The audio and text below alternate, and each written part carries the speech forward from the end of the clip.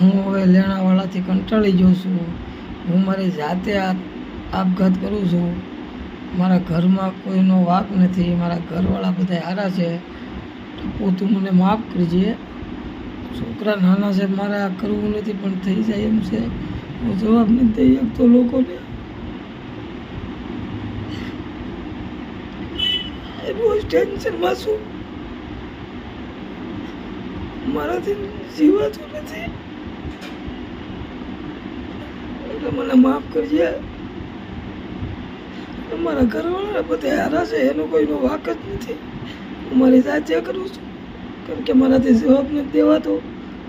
મારી પાસે એવો કોઈ ધંધો નથી કે પૈસા આવી જાય તાત્કાલિક.